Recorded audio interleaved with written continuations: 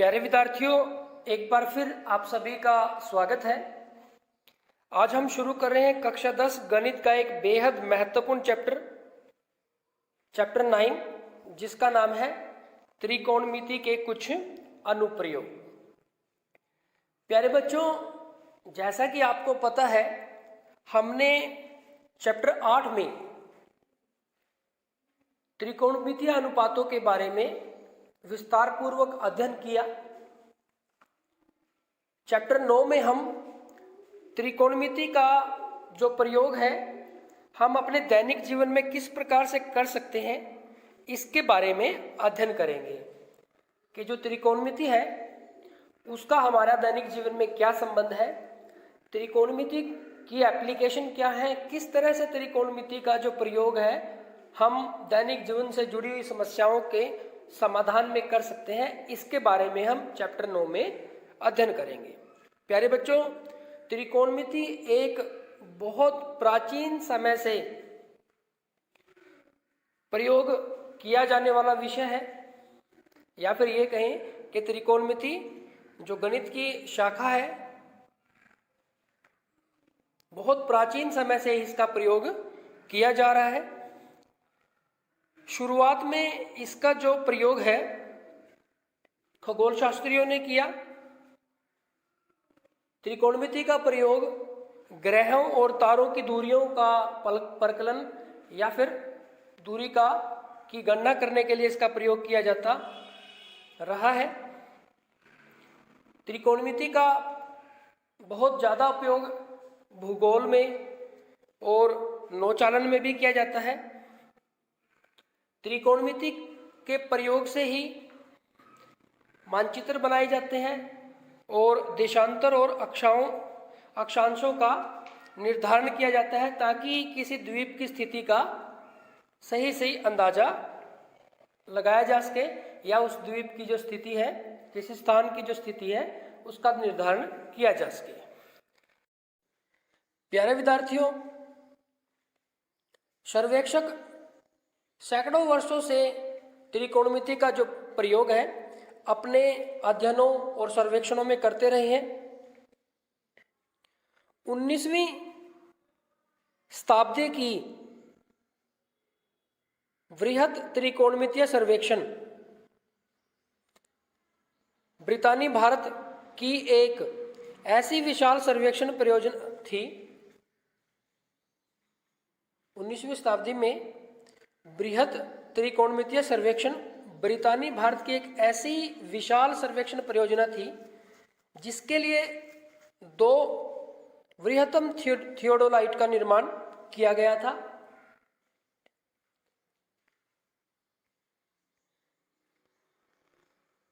वृहत्तम मतलब बहुत बड़े बड़े थियोडोलाइट का निर्माण किया गया था। 1852 में सर्वेक्षण करने के दौरान विश्व के सबसे ऊंचे पर्वत की खोज की गई थी, जिसको हम माउंट एवरेस्ट कहते हैं। 160 किलोमीटर से भी अधिक दूरी पर स्थित अलग अलग 6 केंद्रों से इस पर्वत का सर्वेक्षण किया गया था। यानी कि पर्वत से 160 किलोमीटर से भी ज़्यादा दूरी से अलग अलग 6 बिंदुओं से, अलग अलग 6 केंद्रों से इसका सर्वेक्षण किया गया था।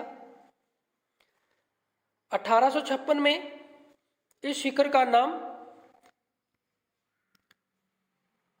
सर जॉर्ज एवरेस्ट के नाम पर रखा गया था। और ये सर जॉर्ज एवरेस्ट कौन थे? इन्होंने सबसे पहले विशाल थियोडोलाइट को अधिकृत किया था, इसका प्रयोग किया था। इस सर्वेक्षण में जो थियोडोलाइट प्रयोग किया गया था वो अब कहाँ पे रखा गया है? देहरादून में है। कहाँ पे है? देहरादून में उसको रखा गया है, और देहरादून के संग्रहालय में उसको, सर्वेक्षण संग्रहालय में उसको रखा गया है, ताकि उसको आम जनता भी देख सके। ये वो थियोडोलाइट है ये वो सर्वेक्षण यंत्र है जिसका प्रयोग सर्वेक्षणों में किया जाता है। और ये जो थियोडोलाइट यंत्र है ये त्रिकोणमिति के नियमों पर आधारित है। इसका जो प्रयोग है कोणों के मापन में किया जाता है। प्यारे बच्चों, हम अपने इस चैप्टर में त्रिकोणमिति का प्रयोग किस तरह से ऊंचाइयों और दूरियों के मापन में किया जाता है इसके बारे में विस्तार पूर्वक चर्चा करेंगे। किस तरह से कि हम किस तरह से त्रिकोणमिति का प्रयोग करके ऊंचाइयों और दूरियों की गणना कर सकते हैं। प्यारे बच्चों, अगर आप इस चित्र को देखें जिसमें हमें एक मीनार नजर आ रही है और एक व्यक्ति इस मीनार के शिखर को देख रहा है। एक व्यक्ति इस मीनार के शिखर को देख रहा है। प्यारे बच्चों, अब आप इसमें देखेंगे कि उस व्यक्ति की जो आंख है, उस व्यक्ति की जो आंख है जहां पे, उस जगह से शिखर तक जिसको वह देख रहा है इसको हम कहेंगे दृष्टि रेखा। इसको हम कहेंगे दृष्टि रेखा, यानी कि यहाँ पे उसकी आंख है तो वो इस तरह से इसको शिखर को देख रहा है, तो ये हमारे पास दृष्टि रेखा, इसको हम दृष्टि रेखा कहेंगे। अब आप देखेंगे उसकी आंख से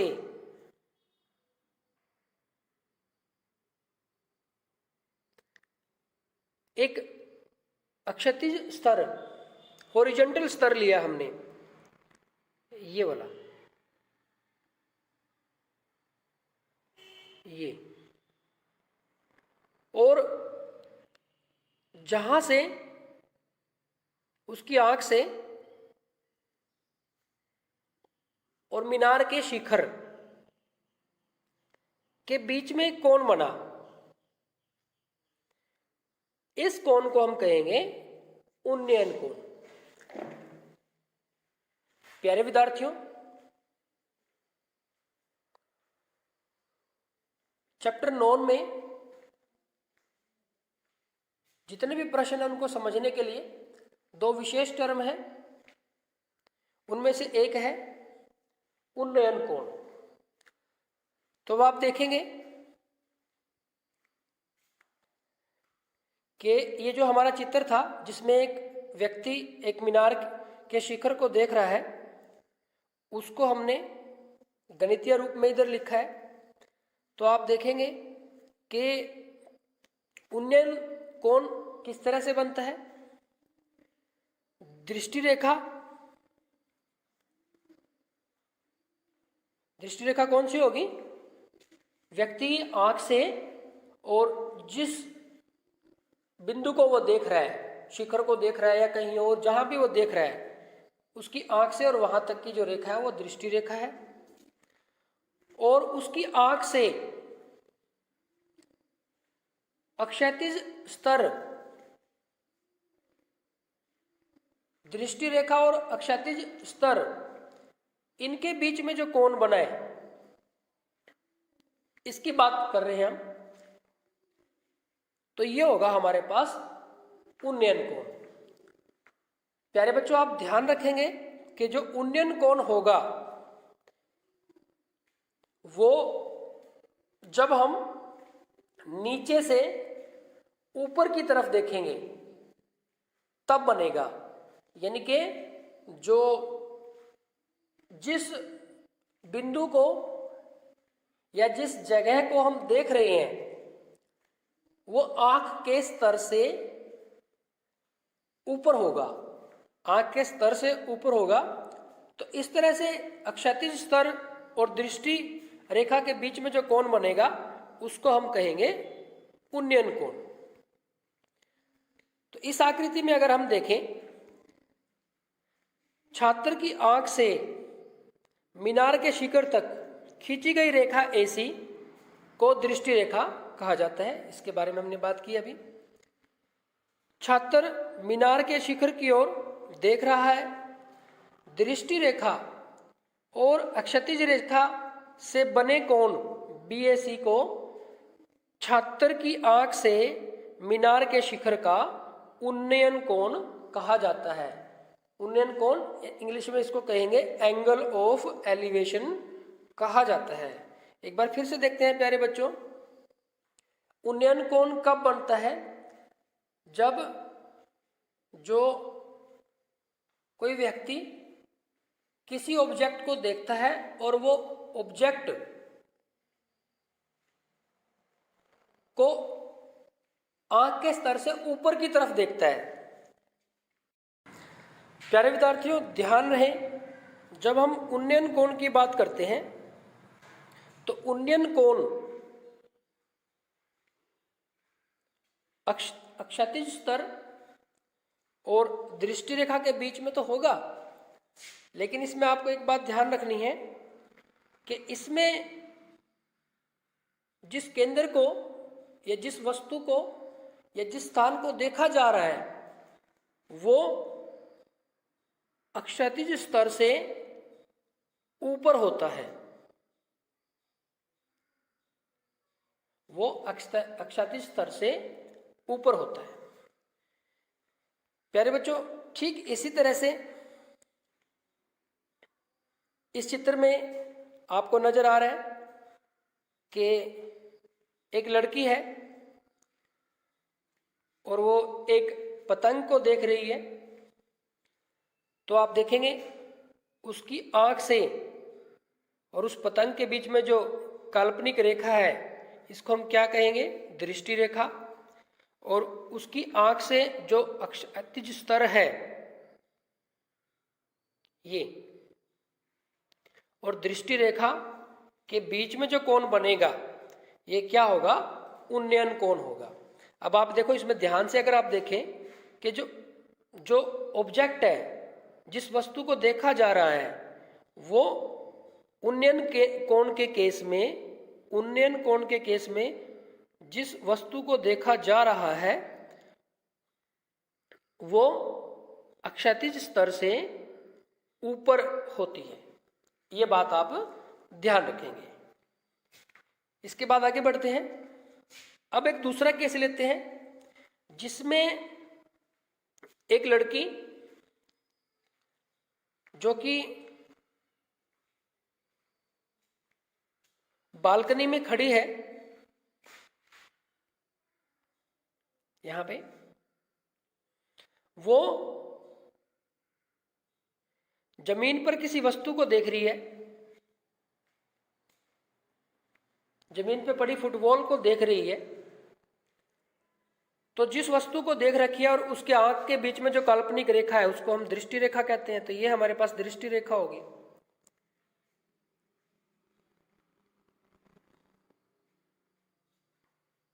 ठीक इसी प्रकार उसकी आंख से भूमि के समांतर जो रेखा है वो क्षैतिज स्तर हो गया। तो दृष्टि रेखा और आंख के बीच में जो कोण बन रहा है, अब की बार इस केस के लिए उस कोण को हम कहेंगे अवनमन कोण, एंगल ऑफ डिप्रेशन।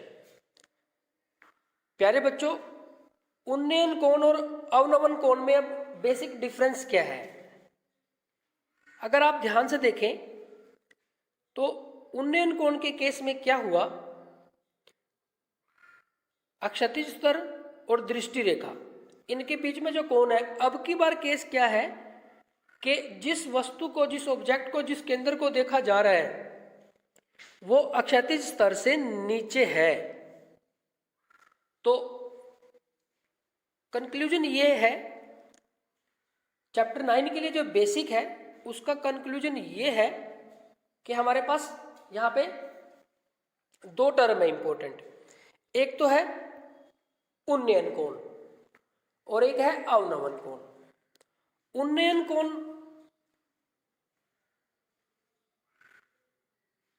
अक्षैतिज स्तर और दृष्टि रेखा के बीच में वो कोण होगा जब व्यक्ति जिस वस्तु को देख रहा है,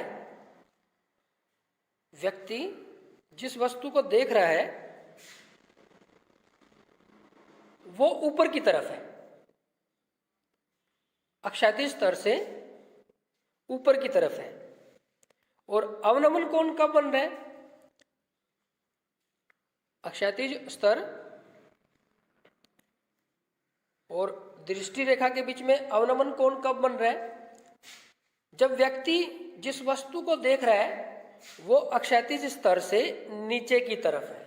तो प्यारे बच्चों, सिर्फ आपको ये दो बातें ध्यान रखनी है, यही इस एक्सरसाइज का बेसिक है। सारे के सारे जो क्वेश्चन है इन्हीं दो बातों के आसपास घूम रहे हैं।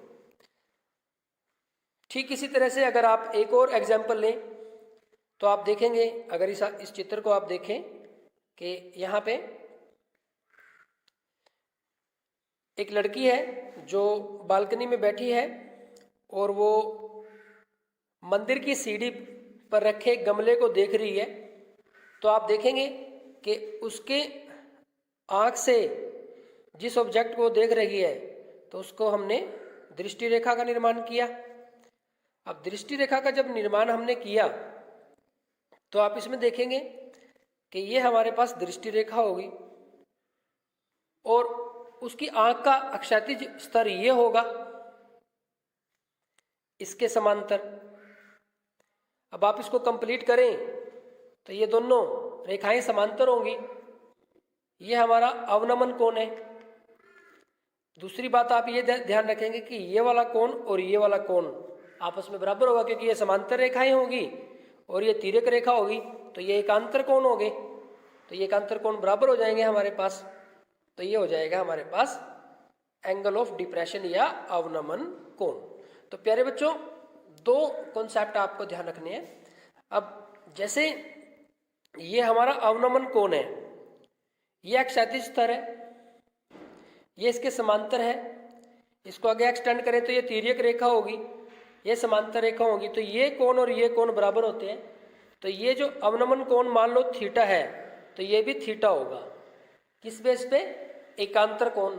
ये समांतर रेखाएं हैं, ये तिर्यक रेखा है, तो ये दोनों एकांतर कोण होंगे।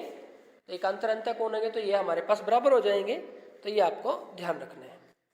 तो प्यारे बच्चों, दो बेसिक टर्म्स हैं, एक उन्नयन कोण और एक अवनमन कोण। अब इनका प्रयोग करके, अब मान लो आपके पास, अब हम ये मान लेते हैं कि आपके पास उन्नयन कोण है। उन्नयन कोण का आपको पता है।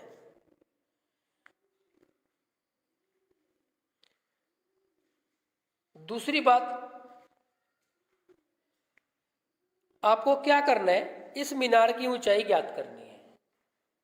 तो उन्नयन कोण के साथ साथ आपको किन और बातों का पता होना चाहिए जिसके बेस पर आप इस मीनार की ऊंचाई ज्ञात कर सकते हैं।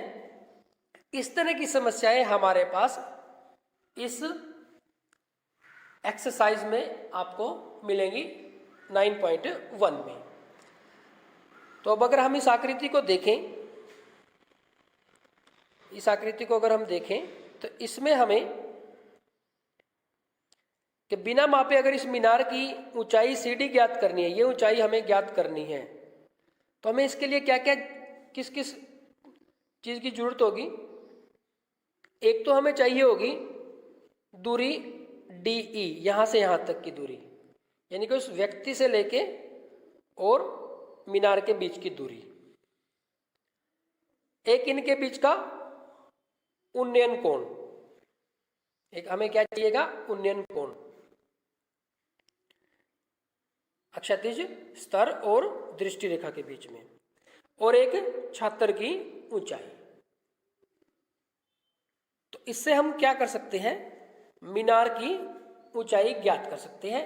इस तरह की प्रॉब्लम को हम एक्सरसाइज 9.1 में हल करेंगे। देखते हैं एक्सरसाइज 9.1 का क्वेश्चन नंबर फर्स्ट। और क्वेश्चन नंबर फर्स्ट में कहा है कि सर्कस का एक कलाकार एक 20 मीटर लंबी डोर पर चढ़ रहा है जो अच्छी तरह से तनी हुई है और भूमि पर सीधे लगे खंबे के शिखर से बंधी है।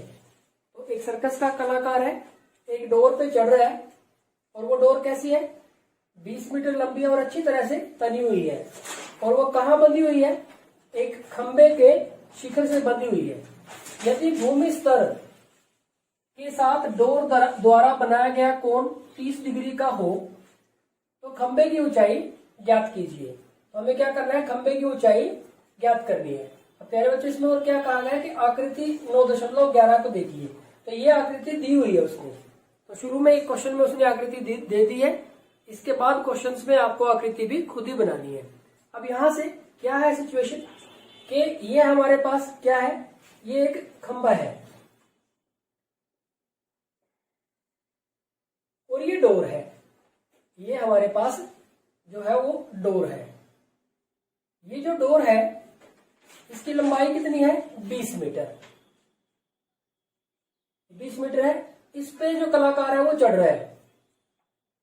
और क्या खास बात है, ये जो खंबे का शिखर है, खंबे का शिखर और जो भूमि स्तर है यानी कि जमीन पे, खंबे के शिखर और जमीन पर डोर द्वारा जो बनाया गया कोण है, यदि भूमि स्तर के साथ डोर द्वारा बनाया गया कोण 30 डिग्री का हो, खंबे के शिखर से डोर द्वारा भूमि स्तर, ये जमीन है, तो डोर द्वारा बनाया गया कोण 30 डिग्री का हो तो हमें क्या करना है, खंबे की ऊंचाई ज्ञात करनी है। ये हमें ऊंचाई ज्ञात करनी है, खंबे की ऊंचाई यानी कि हमें ए बी का मान ज्ञात करना है। तो सबसे पहली बात, सबसे इंपॉर्टेंट बात तो इसमें ये है कि आपको ये जो आकृति है वो अच्छे तरीके से समझ में आनी चाहिए कि आकृति है क्या। उसके बाद आपके पास कौन कौन सी टर्म गिवन है और उसके हिसाब से आप कौन सा त्रिकोणमितीय अनुपात अप्लाई करके इसको सोल्व करेंगे। अब आप यहां पे अगर आप देखें कि हमारे पास हमें खंबे की क्या करना है, ऊंचाई ज्ञात करनी है। तो इसको अगर आप चाहें तो h मान सकते हैं, h मीटर। इसकी हल की अगर हम बात करें तो हम लिख सकते हैं, माना खंबे की ऊंचाई, हमें खंबे की ऊंचाई ज्ञात करनी है तो इसको हमने h मीटर मान लिया, यानी कि हमें h का मान निकालना। और जो डोर है, डोर की लंबाई कितनी दी हुई है, डोर की लंबाई ये दी हुई है 20 मीटर। 20 मीटर।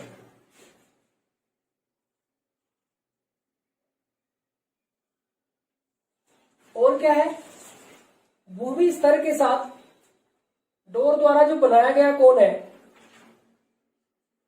वो कितने डिग्री का है, 30 डिग्री का। तो यहां पे हम लिख लेते हैं कि थीटा की वैल्यू कितनी है, 30 डिग्री। तो ये हमारे पास दे रखा है। यहां से आप चाहो तो h हमारा कौन है, ए बी, तो ए बी की वैल्यू हमारे पास है h मीटर। ठीक इसी तरह से डोर की लंबाई, डोर क्या है हमारे पास, AC। तो यहां से हम लिख सकते हैं कि AC बराबर है 20 मीटर। तो आप इसको ऐसे लिख सकते हैं। अब आप देखें कि हमारे पास हमें h का मान निकालना है। डोर की लंबाई हमारे पास गिवन है, थीटा हमारे पास गिवन है। इस समकोण त्रिभुज में हम कौन सा त्रिकोणमितीय अनुपात यूज करें जिससे कि हम h का मान निकाल सके। अब देखो थीटा यहाँ पे हमारे पास बना हुआ है, हमारा एंगल 30 डिग्री का यहाँ पे है। इसका मतलब ये हमारे पास आधार है और ये हमारे पास कर्ण है और ये हमारे पास लंब है। तो हमें h का मान ज्ञात करना है और यानी कि लंब हमें ज्ञात करना है, कर्ण हमारे पास दे रखा है, तो लंब और कर्ण के बीच में जिस त्रिकोणमितीय अनुपात में संबंध है वो हमें यूज करना है। तो इसके लिए हमारे पास ट्रिक क्या है, साइन कोस टेंजेंट, ये हम लिख लेते हैं। अब देखो हमें लंब और कर्ण के बीच में, लंब और कर्ण ये रहा, यह है हमारे पास। हम लिखेंगे कि समकोण त्रिभुज कौन सी, एबीसी में, समकोण त्रिभुज एबीसी में लंब बटे में कर्ण, लंब है हमारे पास AB, कर्ण है हमारे पास AC, किसके बराबर होगा, साइन थीटा के। अब साइन थीटा भी लिख सकते हैं, थीटा हमने इसको मानना है, यहां पर साइन C भी लिख सकते हैं, आपकी मर्जी है, साइन थीटा लिख सकते हैं, साइन C लिख सकते हैं, एक ही बात है, क्योंकि हमारा जो कोण C है जिसको हमने थीटा मानना है वो कितना है, 30 डिग्री का है। अब यहां पे देखो AB का मान हमारे पास कितना है, H, AC का मान हमारे पास कितना है, 20, साइन थीटा का मान हमारे पास कितना है, 30 डिग्री। यहां से H बटे में 20 बराबर है साइन 30 डिग्री, ये होता है हमारे पास 30 पे 1/2। H का मान हमारे पास देखो, हमारे पास गुणा करेंगे तो 2H आर पार गुणा करने पर